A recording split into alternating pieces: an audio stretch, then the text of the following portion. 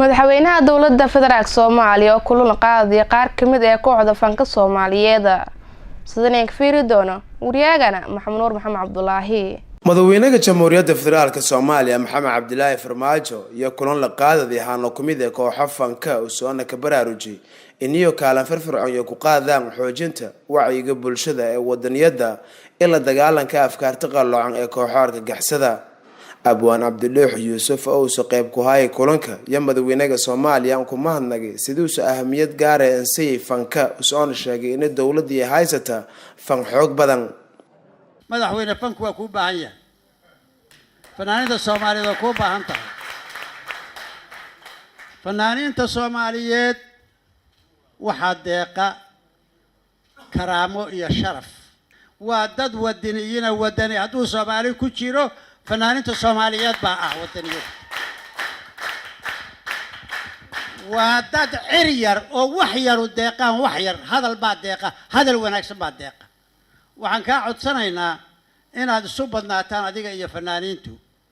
in aad tusaalooyin siisid si ay uga turjumaan oo khudbadahaaga ay uga soo saaraan sugaan in dawladda iyo fanaaniintu ay xiriir wada yeeshaan waxaan leeyahay fanaaniinay dalkiinu waa idin baahan yahay dawladdiinu waa idin baahan tahay shacbigiinu waa idin baahan yahay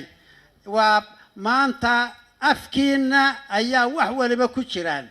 murtida maskaxdiina ku jirta ka soo saara oo ugu gurmada ugu hiliya bulshadiina Soomaaliyeed oo cadowgu ka buuxa meel walba taagan madaxweynaha Jamhuuriyadda Federaalka Soomaaliya Maxamed Cabdullaahi Farmaajo ayaa ku hadalay baahida kooxo fanka oo soo sheegay in iyo walbadan iyo dawladda ku qabado doonta may banoosan ku mahadnaqay sidoo markastiyo ka adeegayaan qaranka oo soo sheegay in iyo ahmiyad gaar ah oo ka fadhiyaan may banoosan ka booriyay kooxo fanka in iyo qayb weyn ku qaadaan si dalka leen ku saar lahaay kooxo xaq jirka madaxweyne Farmaajo ayaa kala dardaarmay fanaaniinta in iyo badiyaan heeso ku turjuma dal jacaylka oo soo sheegay heeso shakhsiyaadka la ka amaanaw in iyo geega qiimo badan inay ka fadhiyaan dalka runtii shaqo fiican waa qabateen waa waxaan jeclaan lahaa heesaha wadaniyada ah hal la xoojiyo heesaha shakhsiga lagu amaanay iska dhaafa shakhsiyan la amaanin shakhsigu waxa weey wuxuu wax ku yahay dalku wax ku yahay dalka amaana waligiin qof shakhsi ah amaanna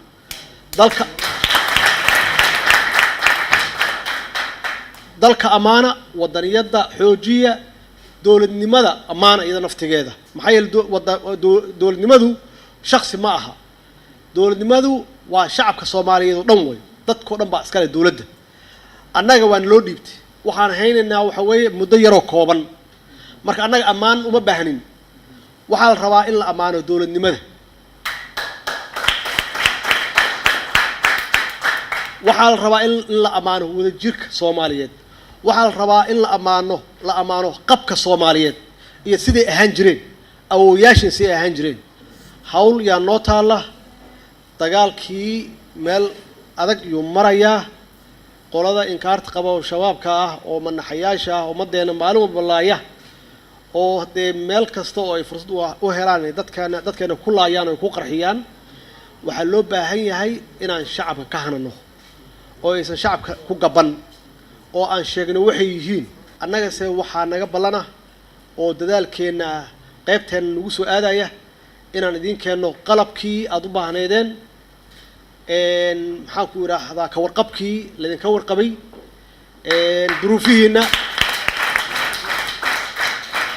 duruufaha adag aad hadda ku shaqeynaysaan inaan ilgaar ku fiirino oo aan idin ku dhiiri galino